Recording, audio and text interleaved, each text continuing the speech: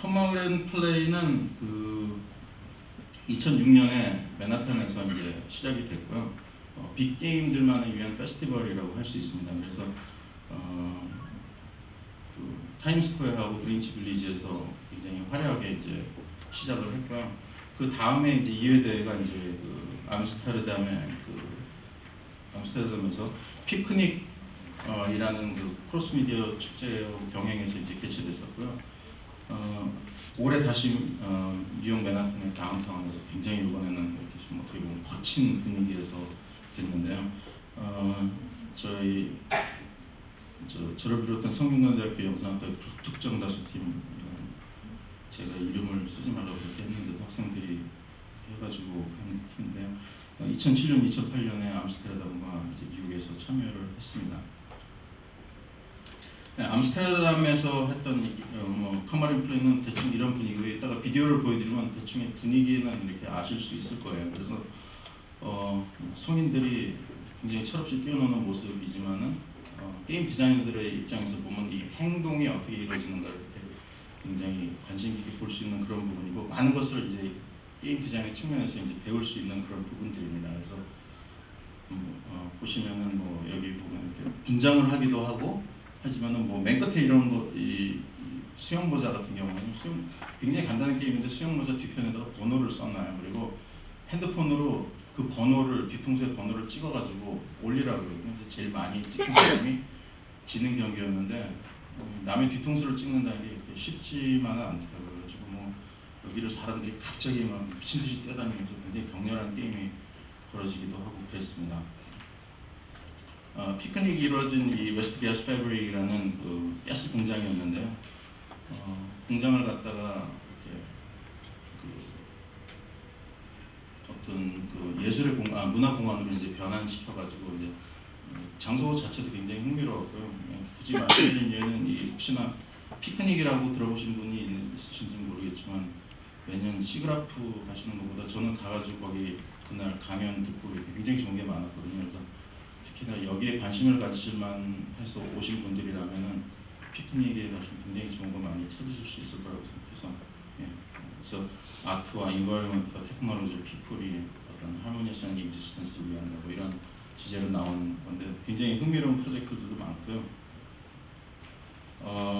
저희가 게임을 디자인할 때 이제 생각한 게 뭐였냐면, 이 빅게임을 디자인할 때는 이제 중요한 게 세 가지, 일반적인 게임 디자인의 그 기술 외에도 다음 세 가지가 이제 필요합니다. 환경하고요. 어떤 환경에 있는가 하고, 어떤 소재를 사용할 것인가 하고, 그다음에 이제 어떤 액션을 디자인할 것인가인데요. 환경 같은 경우에는 이제 거기가 어떤 장소인지, 뭐 도시면은 어떤 건물들이 있는지, 뭐 사람들은 몇 명이나 지나가는지, 뭐 밝기는 어떤지 이런 것들을 생각하고요. 웨스트 가스 패브릭 같은 경우는 이제 저희가 전혀 어떤지 이제 몰랐기 때문에 구글 맵 같은 거 보고서 이제 좀 가늠을 해봐야 되는 거고, 기술 같은 경우에는 이제 예를 들어서 뭐 사용할 수 있는 기술들이 굉장히 많아요. 특히 이제 모바일 기술 같은 게 굉장히 좋은데요. 암스테르담에 어떤 것이 이제 사용될 수 있는지에 대한 게 이제 전혀 없었거든요. 그래서 일단은 결정을 하기로 우리가 로텍으로 가고, 대신에 빅게임이니까는 어떤 큰 공간에서 그 순도를 잃지 않는 신호가 무엇이 있을까라는 이제 고민을 했었어요. 그래가지고 이제 찾은 게 레이저 포인터였습니다. 그래가지고 살 수 있는 가장 강한, 법이 허용하는 가장 강한 레이저 포인트 2개를 가지고 슈팅을 하는 게임이라서 처음에 이제 했던 아이디어가 이런 거였습니다. 그래가지고 레이저 포인터를 가지고 쏘고 거울로 반사를 시켜가지고 어떤 골까지 레이저 포인터를 보내는 건 어떨까? 가지고 사람들이 이렇게 거울을 갖다 몸에다 지니고 하는 것들 어떨까? 뭐 이런 식으로 이제 생각을 했고요. 액션 디자인은 그때가 이제 날씨가 약간 추워지고 웨스트 가스 패브릭이라는 데가 야외에 있으니까 좀 추울 것 같아가지고 사람들을 뛰게 만들자라는, 그게 이제 저희의 액션의 목표였습니다. 그래가지고 이제 이런 식으로 이제 디자인했는데, 학생들이 이제 플레이 테스팅을, 이제 프로토타입을 만들어서 플레이 테스팅을 해보더니 어렵다라는 거예요. 왜냐면 사람들이 이걸 반사를 시키려면 처음에 반사시킨 사람은 꼼짝 않고 있어야 되는데, 왜냐면 이 사람이 조금만 흔들리면 다시 빛이 딴 데로 가버리니까는 다시 이 사람을 잡아야 되고 그 다음 사람 잡아야 되고 뭐 이런 식으로 되는데, 그렇게 하면은 처음 하는 사람이 너무 재미가 없다라는 거예요. 가만히 거울 들고 있어야 되니까. 그래서 이제 게임이 거기서부터 이제 진화되기 시작했습니다. 이게 탄탄한 게임 플레이를 갖추어야 되는 중요한 이유 중에 하나가 뭐냐면 일단 가게 되면 거기에 상황에 맞춰서 게임이 변화돼야 되거든요. 어쨌든 저희 이름은 OMMRPG였고요.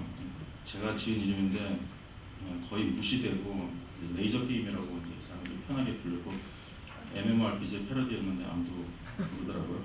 그래서 예, 저희가 이걸 가져가가지고 이제 시연을 했는데 일단 야외에서 한번 이제 테스트 런을 한번 하자 그랬는데 그 반응이 굉장히 좋았어요. 그래서 사람들이 막 테스트 런 할 때부터 모여가지고 더 하자 그러고 막 이래가지고 학생들이 굉장히 고무가 돼가지고 본 게임은 여기에 이렇게 이 천막 이 첫 번째 두 번째 사진 보시면 천막 아닌데요.